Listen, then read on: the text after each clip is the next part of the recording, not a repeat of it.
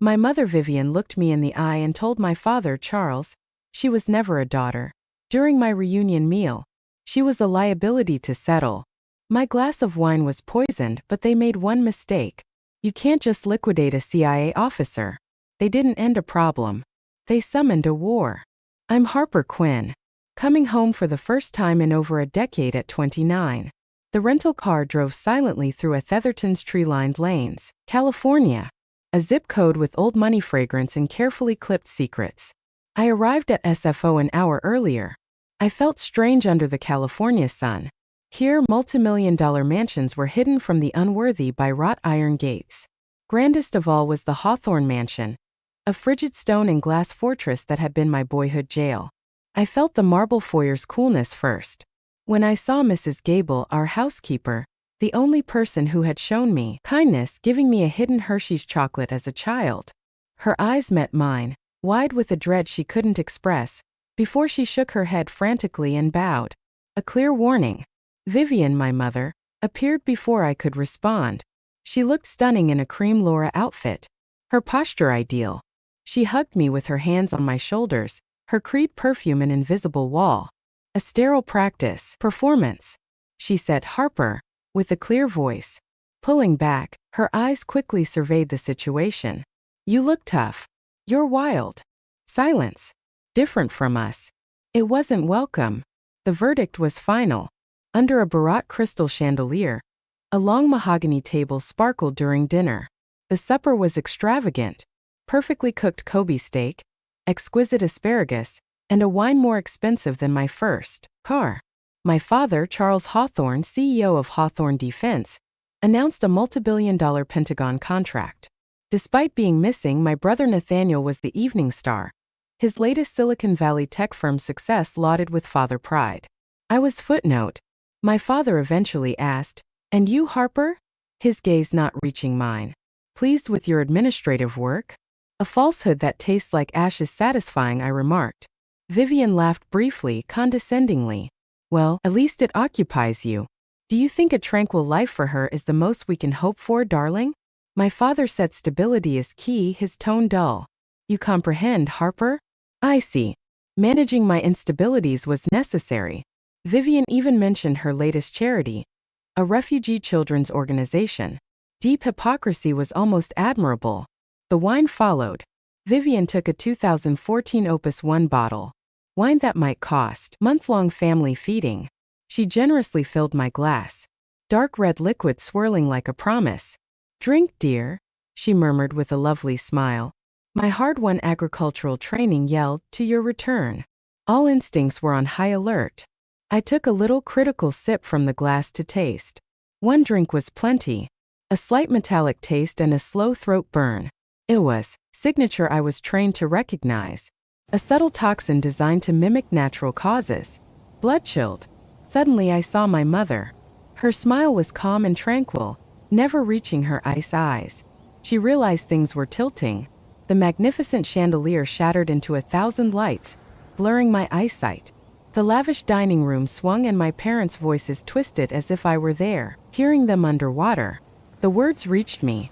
I heard everyone. Without pretense, Vivian's voice was icy and biting like ice. "Not a daughter, Charles. She tarnished our legacy. She spoke transactionally like a terrible investment. She should be written off." My father remained silent. He roared in silence. His signature on my death warrant. Not simply downing me. They attempted to silence someone who knew too much. My arm knocked over the wine glass as I slumped. The wine spilled, marking the table like a final warning. A severe stain on a flawless canvas. My last memory was of my mother carefully pulling on long white satin gloves with a tranquil smile. She'd clean up the mess. The mess I was. Another voice echoed in my mind's collapsing chambers as darkness seized me. My Langley professor spoke, penetrated my soul. Assess threat, neutralize surroundings, survive, counterattack. They thought it was over. They assumed I could be ignored. They erred. This started it. As darkness fell, my mind wandered. Poison submerged me. Instead of oblivion, it brought me back to my scar museum. Each shows a long recorded treachery. Memory number 1 came from when I was 14. There was a solar flux scent, motor oil. I won state science fair first prize. My project, a homemade autonomous robotic arm, was my universe for months. After sleepless evenings in the garage with grease-covered hands and minor soldering iron burns, my head was full of purpose. I carried the hefty gold-plated trophy home that day, my heart racing with childish excitement I hadn't learned to hide. I noticed my mother putting flowers in the living room. She looked at the award and my grease-stained jeans, and her flawlessly sculpted lips tightened in disgust. "Harper," she remarked, disappointed. "A Hawthorne girl shouldn't be playing with filthy machinery. You look unclean."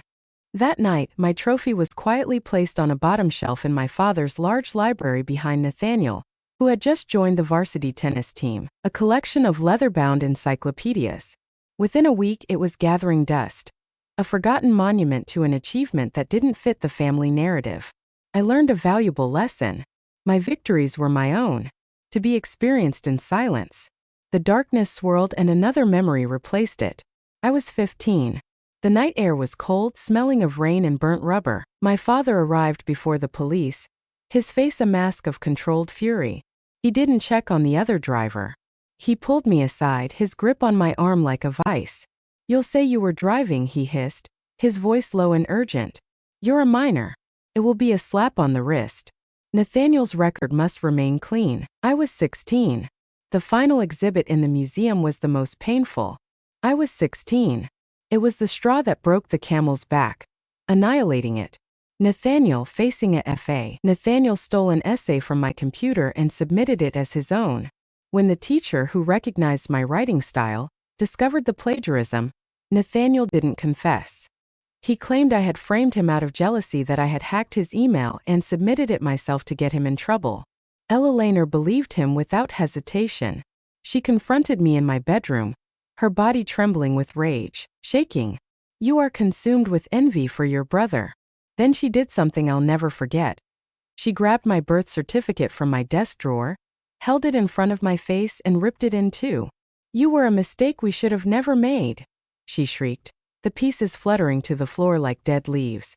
My father stood in the doorway, silently watching my execution. I was found guilty and packed a duffel bag that night to leave the house. The torn pieces of my identity were still scattered on the carpet. I was invisible, a ghost in my own home, and now I was being exorcised. As I walked down the long winding driveway toward the cold iron gates, Mrs. Gable grabbed my arm, down her cheeks. She placed a tiny amount of cash and a hastily cooked sandwich in my hand and murmured, "Go, little one," with emotion. "Make a life for yourself. Actual life. This place doesn't deserve you." I only received one kindness that night. A weak light amid the treachery storm. Only the recollection of her warm fingers saved me from believing I was worthless for years. Proved I had at least once existed. A sharp gasp for air brought me back to reality. My nose smelled mold and damp ground. I left the dining room. I visited the wine cellar. My CIA training began immediately. A reaction overcoming drug fog. Assess. Orient. Decide. Act. My mental and bodily inventory was swift. No visible injuries but heavy limbs. Slow thoughts. Lacking firearms and communication gadgets. They stripped me. They dragged me, unconscious body here staging what? A disappearance accident. Left me for dead. But then I saw. One butterfly-shaped hair clip was on a dirty wooden crate beside me. I clipped my hair. It must have been deleted during my transfer. Terrible mistake. They erred. They arrogated. Their problematic daughter had outlived her usefulness, so they assumed they had solved the family problem. A cold, keen clarity cut through the drug's remaining remains. Looked around the dark, wet cellar, silently guarding expensive wine shelves.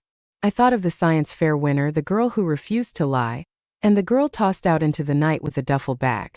Did they assume I was still that 16-year-old girl? Did they forget the world they dumped me into? People threw me into the world and it was cruel.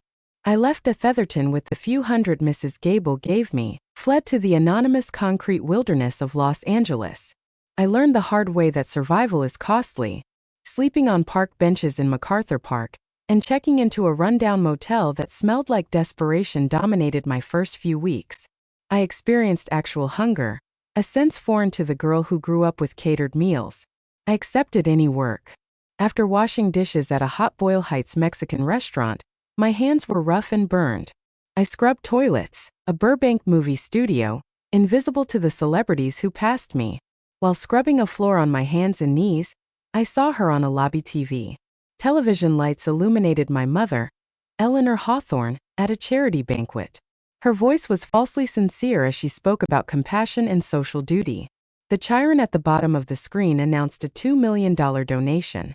She donated millions to save the world as her daughter, miles away, debated whether to eat bread with the first mold spots. The image of her gorgeous, kind grin on the screen humiliated me more than anything else. I wasn't just expelled. They had completely forgotten me. That winter nearly broke me. The city was hit by a massive downpour one night. I was saturated and shivering under the water, shaky storefront awning, cold seeping into my bones. Hunger, fatigue, and solitude plagued me. For the first time I felt lost, unsure how to go on. Suddenly, an old guy appeared through the downpour. He had the broad-shouldered, grizzled posture of a former soldier, owner of a little grimy boxing gym next door. He didn't inquire or sympathize. He gave me an umbrella and a hot styrofoam soup cup. Nearby deli. "You look like a fighter," he grumbled. "You just haven't found your war yet." His words and simple kindness defibrillated me. He saw a fighter, I saw a victim. The next morning, I bought a bus ticket with my final $20 and entered a military recruitment office. If not a family, a unit. Without love, I'd have discipline. Were the globe at war, become a warrior. I found structure, purpose, and escape in the military. I was noticed for my intelligence and newfound physical endurance. After a few years, I arrived at Camp Pyrie, Virginia, the CIA's famed training center known as the Farm. The Farm was meant to break you down and make you an instrument. You lose your name, past, flaws, and feelings. They demonstrate lying with a stable pulse, how to use your body and thoughts as weapons to survive severe interrogation. In my mind, training was torment but also a shelter. I choked on anguish. In grueling hand-to-hand combat drills, my opponent's face became Nathaniel's during psychological endurance tests. I didn't hear teachers' insults to shatter my will. Called me a viper, a disappointment. My family gave me unofficial training for this spot my whole life. They made my suffering my strength. Top of my class. I learned crowd hiding, reading a man's intents from his eye movements, how to survive in a hostile city with only my clothes. I became a ghost operator and U.S. government tool. But I wasn't only patriotic. They survived. Each skill and language I learned built a fortress around me, heart. They taught me to feel nothing when needed. They gave me the greatest gift and the worst curse. Standing in the Hawthorne Estate's dank, wet wine cellar, I realized my true heritage. Stocks, real estate, and names didn't open doors. Scars, perseverance, and poisonous quiet were my birthright. My father's steel and gunpowder empire. I constructed myself from ash and treachery. Looking at my hands, calloused and capable, no longer soft and manicured. I imagined my father signing contracts. My mother put on satin gloves. And I pondered whose weapons were stronger. It was time to learn. I picked the latch on a little worn service door with the butterfly hair clip from the cellar, and left for Atherton's pre-dawn stillness. I grabbed a car from a nearby country club's long-term parking and went south, sorely needing a buffer from that place. I paid cash for a rundown San Jose motel with peeling paint and shifting shadows. Alone in the musty room, adrenaline faded, leaving soul-deep desolation. There was only one person on earth I could ask. Using a gas station burner phone, I started an emergency contact protocol I hoped I would never need. A hacked recipient received a coded phrase from me, via a complicated encrypted network. Man Gabriel Kane, codename Spectre, received it. The senior case officer who recruited me was a CIA legend who had survived the Cold War and prospered in the murky fights that followed. Most of the agency considered him a ghost. He was my only true perceiver. The burner phone vibrated 10 minutes later. My heart pounded against my ribs as I replied. Status update, Quinn. A calm, steady voice from Gabriel Kane, completely calm. He seemed to think I was phoning to report Northern California weather. I forced my trembling voice into a field report's clipped, precise pace.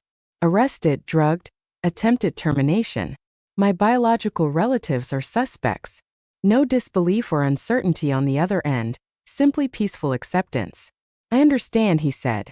The sanctuary protocol is on. Hide in a safe place. Now I'll handle the back end. Pause, then voice, very slightly softened. You have company. The 4 words impacted me harder than any physical strike. You have company.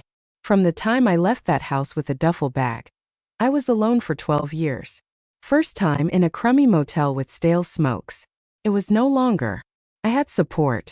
I had backup. My head filled with Gabriel Kane recollections. Not only did he teach me how to set a listening device or escape a pair of handcuffs with paper clips, he sat with me in a sterile debriefing room after my first mission in Bogota, where I witnessed horrors that still haunt my nightmares. He didn't give me hollow platitudes or tell me to toughen up. A cup of Earl Grey tea was brewed softly, a type he recalled I loved and presented. Quinn remarked, "The pain is part of the job." His gaze steady and knowing. The way we carry it defines us.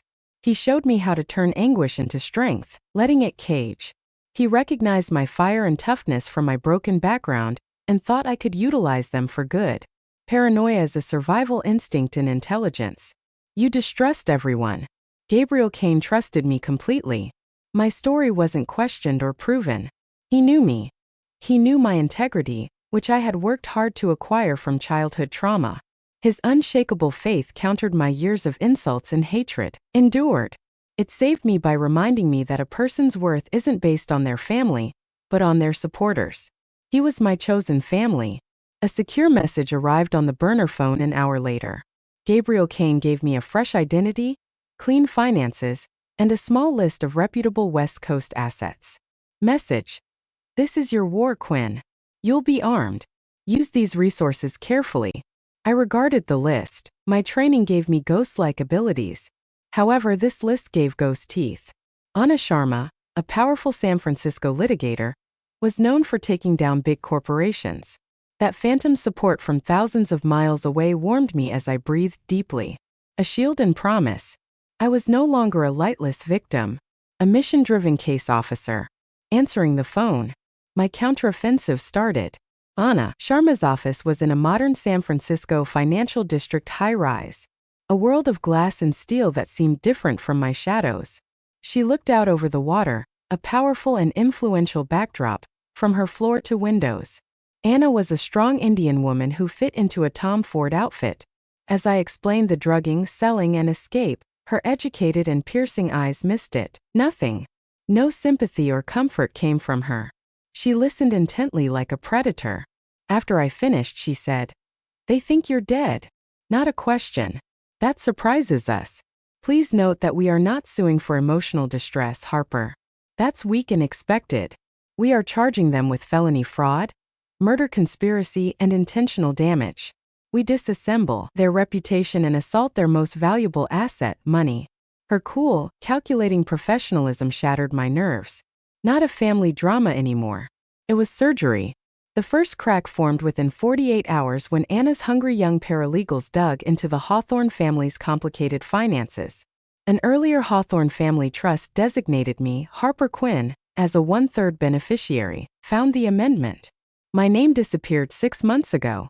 My entire fortune, which could have enabled me disappear and live comfortably for the rest of my life, was quietly given to my brother Nathaniel. The updated paperwork was prepared 3 weeks before Hawthorne Defense announced a $5 billion arms purchase with a Middle Eastern nation known for human rights abuses. Anna moved a contract clause across her massive mahogany desk. I read sterile corporate language.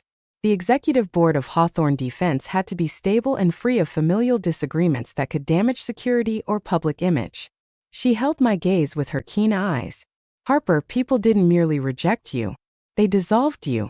You could have ruined the agreement with family issues. Your contract was sold. Cold, heavy words hovered in the air. Not a daughter. I was a line item liability removed to seal a sale. I worked forensics while Anna attacked finance. Gabriel Kane's list introduced me to Rex Donovan, a tough but intelligent former NTSB investigator and private consultant. After my family orchestrated my absence, we met near a quiet forested road. My rented car was left crushed against a tree to make it look like I panicked and ran following a single vehicle accident. Rex surveyed, examined the site with cynicism. He thought every accident had a story. He said this was fiction. He groaned, pointing at the black box sensor data showing airbag deployment pre-impact. Someone remote triggered it. Amateur hour. He then showed a little vial of blood from the driving wheel. You don't own this blood. The DNA was compared to your sample. A perfect mismatch. John Doe from a medical supplier. Probably. This arrogance was appalling. They believed a smashed car and phony bloodstain could remove a CIA officer. Nobody knew who or what they were dealing with. A blurry security camera video from a 24-hour convenience shop, half a mile from the incident site, completed the local jigsaw.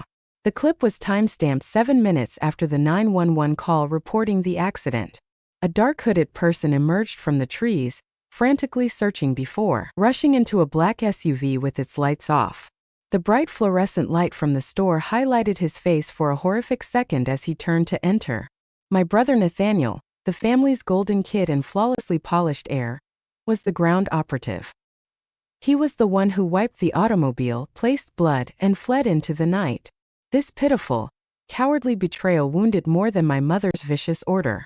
The biggest shock was yet to come.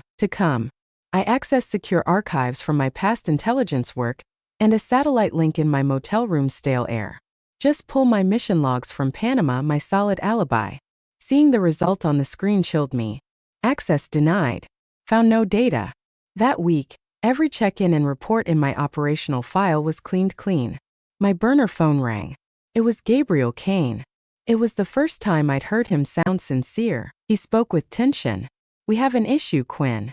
A large one. Agency employees didn't order that deletion. It was routed through a high-level Vank defense server, utilizing a confidential backdoor few know about. I felt a chill in my gut. This was impossible. Gabriel Kane grimly said, "Your father isn't only an armaments merchant. His reach is deep. Harper, this isn't family anymore.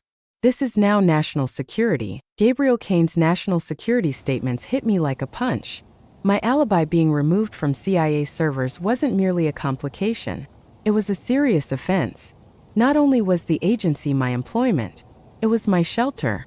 Only place on earth where I felt like I belonged, where my skills were recognized, and where my background didn't matter. My only clean portion was splattered with their muck.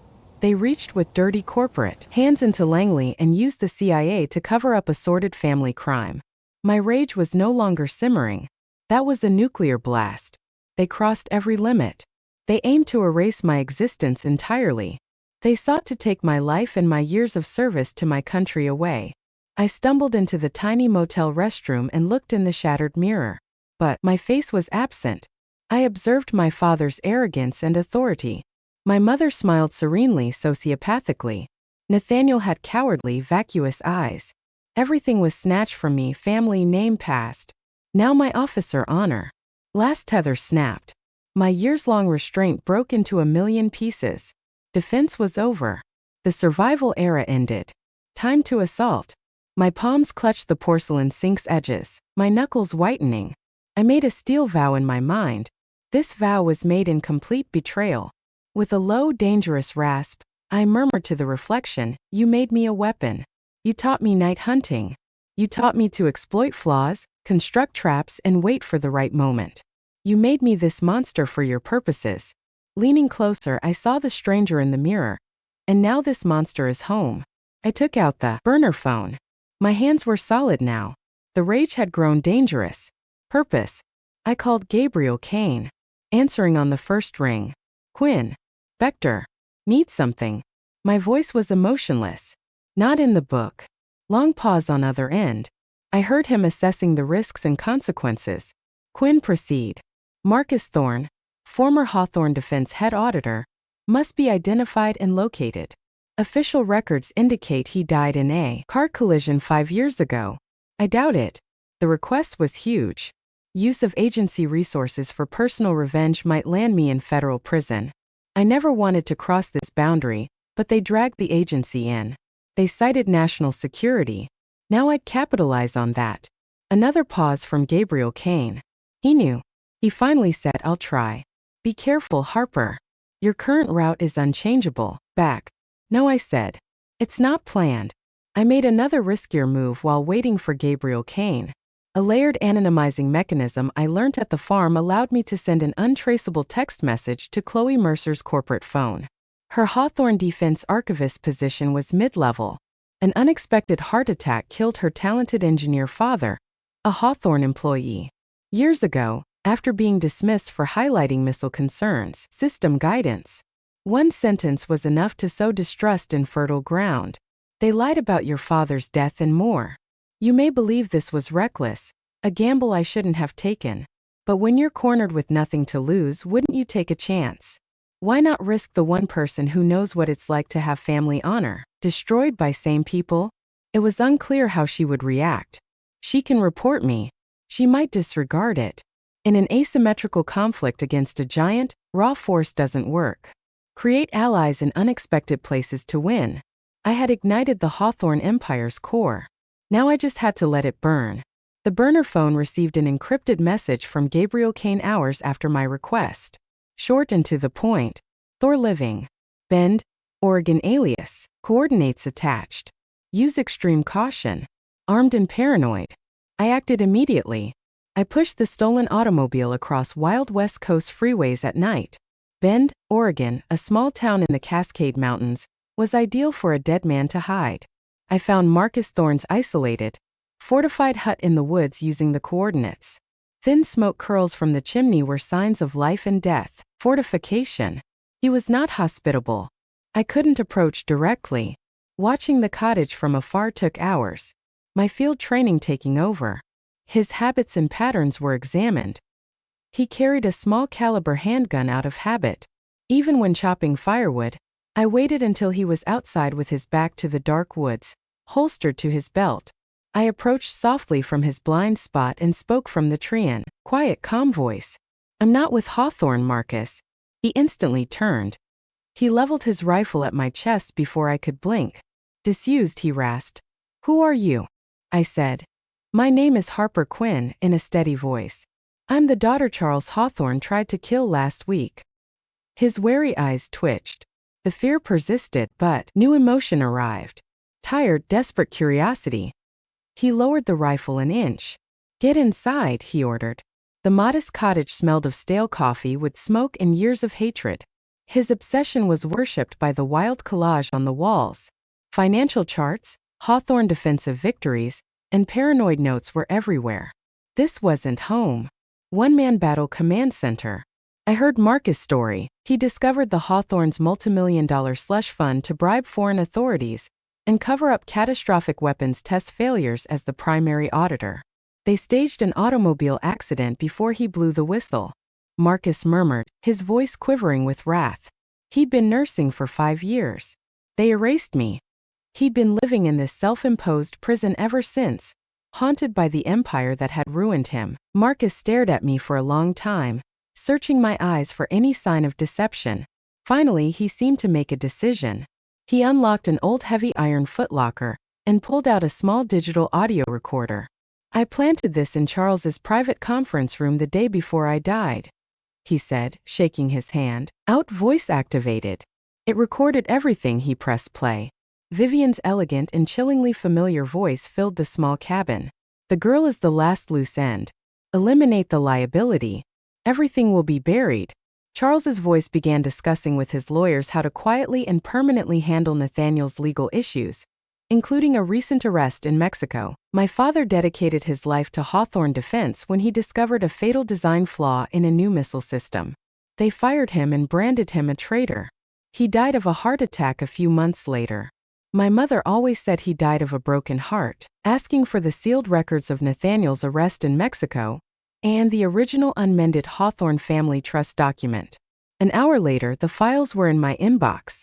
I had it all: the trust fund fraud, the staged accident, Nathaniel's criminal record, and the audio recording of my death sentence being ordered. Marcus was right. It was time for the ghosts to speak. The San Mateo Superior Court was a theater of power, and on this day it was sold out. Journalists hungry for a scandal were crammed into the press gallery, pens poised. Rival attorneys, smelling blood in the water, were scattered throughout the crowd. I sat beside Anna, a silent still point in my own swirling vortex. Across the room, my family occupied the front row like a royal box, a perfect portrait of untouchable wealth and arrogance. Vivian was immaculate in a winter white Chanel suit, her expression one of bored indignation, as if she were forced to endure a terrible calm of industry wrongly bothered by a triviality. And Nathaniel looked bored, idly scrolling through his phone, a picture of privileged indifference. Their lead attorney, a slick corporate predator named Arthur Dilkwa, exuded oily confidence. They couldn't lose. This is a desperate and frankly sad attempt by a resentful, unstable daughter to extract money from her beloved family. This is a shakedown. We motion for immediate dismissal. The judge, a woman in her late 60s named Judge Marion Shaw, was known for her sharp mind and no-nonsense demeanor. She peered at Delocqua over the top of her reading glasses, her expression unreadable. "Mr. Delocqua," she said quietly but with perfect conviction, "authority my courtroom. You'll talk when invited. Sit for now. Let Miss Sharma speak." Anna nodded and looked at the enormous presentation screen behind her. The first shot was coming. "Your Honor, the defense alleges my client, Harper Quinn, left after a single automobile accident on October 11th. However, this is a partially declassified CIA mission log." The screen displayed a heavily censored yet intelligible document. The record shows that Officer Harper Quinn was executing a classified national security operation for the U.S. government in Panama on that date. The courtroom murmured as if on cue. A stern-looking man in a dark suit arrived through a side entrance. He formally introduced himself as a CIA Inspector General representative at the bench. He authenticated it for court. The room's vibe changed. "Watch my family." Tqua seemed nervous for the first time, losing his confidence. Charles frowned, his expression turning from displeasure to worry. Vivian was calm as a marble statue, but I saw her diamond-studded hand clench on her Hermes handbag. Anna let it hang, letting the connotation sink in, before striking again more brutally. She said, "And now, Your Honor," with dramatic calm, "please play a recording for the court." A laptop button was pressed. A clear, crisp voice penetrated the silent courtroom. Elegant, intellectual, and terrifying. Vivian owned it. "Put hair clip in glove box. A personal touch. No trauma, no blood. We claim it'll appear like a little accident." The girl fled in fear. People in the gallery gasped. The journalists scribbled furiously. I looked at Mom. For the first time in my life, her face was pure shock. Her calm broke violently. Tqua stood up, face red. "Your Honor, objection. This recording is invalid. The item was obtained unlawfully." One piercing blow from Judge Shaw's gavel hushed him. Counselor overruled objection. "As you know, a preliminary hearing, not a jury trial. Now the court will hear it." The last time. Sat down. Anna awaited room silence. She conducted their public execution. She responded, "Your Honor," with increased strength. The prosecution wants Marcus Thorne, its next witness, on the stand. Unlike most individuals in the room, my father saw the name as a death knell. The main courtroom doors opened. A clean but dated man, suit, his pale face determined, marched steadily down the aisle. It was Marcus. A seismic wave shook the room. The press gallery bustled. Charles sprang to his feet, his face becoming white as a sheet. In a choked whisper he stammered, "Can't be." Marcus Thorne testified, was sworn in, and then looked at my father, who was still standing in bewilderment. "Hello, Charles," Marcus stated clearly, and steady. "It's been a while." The Hawthorne empire collapsed then. Marcus patiently discussed everything for an hour.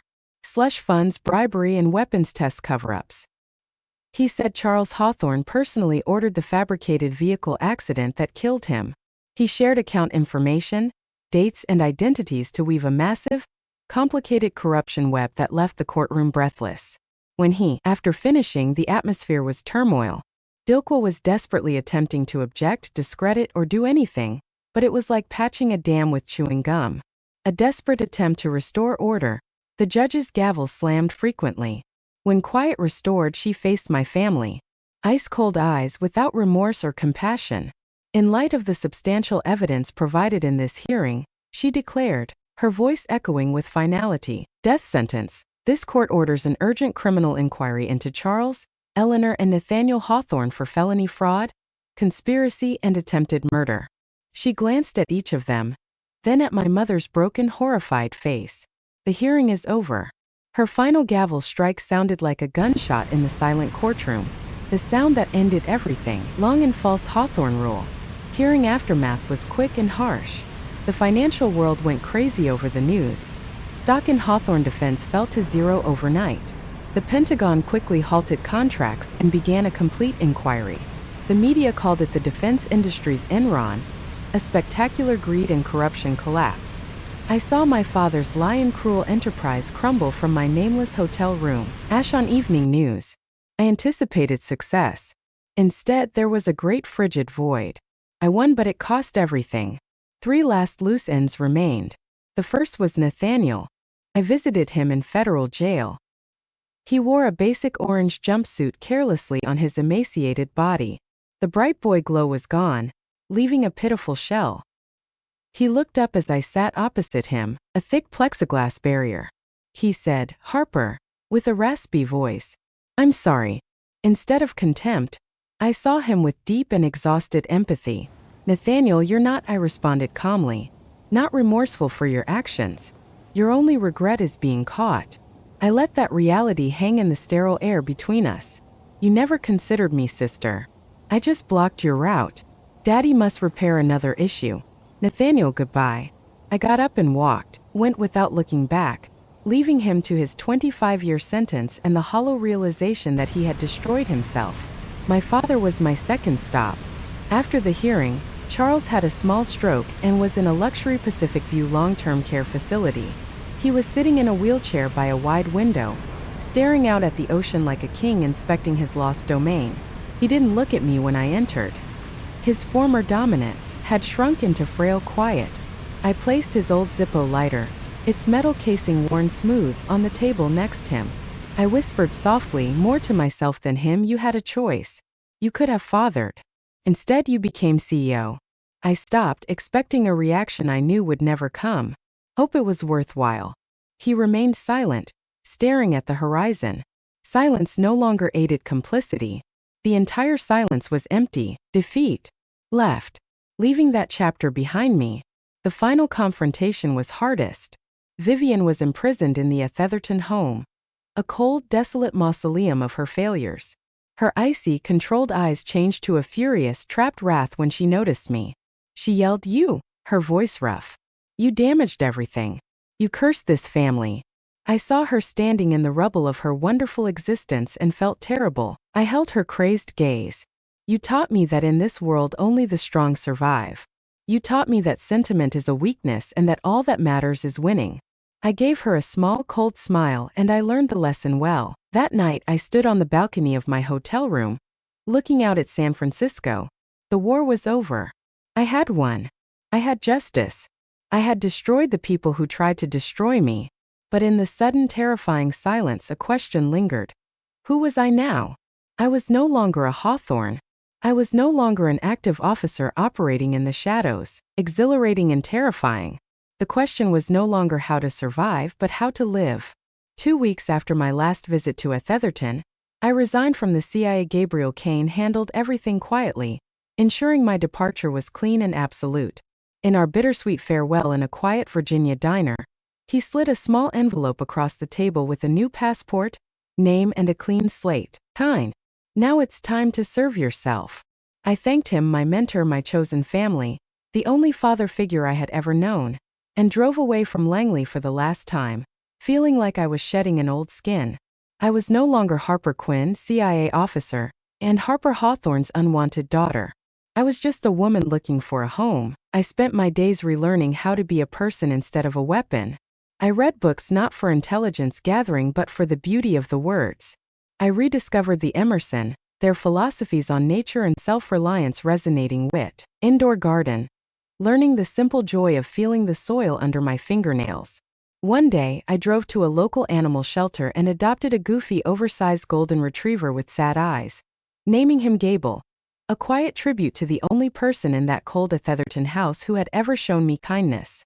A few months into my new life, Gabriel Kane sent me a small package with my father's old Zippo lighter and a SMA. It read, "It's what you survived." I held the Zippo in my hand, its familiar weight, a ghost from another life. I was tempted to flick it open to see the flame, but I placed it inside an old wooden box and put it on the highest shelf of a closet. My past was part of my story, but it would no longer define my future. When we can't change a situation, we must change ourselves. I couldn't change the betrayals, cruelty, or years of feeling worthless, but I could change myself, affect my present. I learned to breathe through panic, sit with loneliness until it passed, and forgive, not them because what they did was unforgivable, but myself for carrying the weight of their sins for so long. This morning I sat by the window with a hot cup of tea, watching the sun rise over the frozen lake. At my feet his soft, even breathing, a comforting rhythm in the quiet room. For the first time in as long as I could remember, I felt a sense of peace, a complete and total peace. They had tried to erase my name, but I had found myself. They had tried to bury me, but they never knew I was a seed. And here, in the quiet solitude of a Maine winter, I was finally beginning to bloom. If my journey resonated with you, please subscribe to our channel. There are more stories like mine waiting to be told. Stories of resilience, of finding strength in the broken places, and of building a new dawn, one sunrise at a time.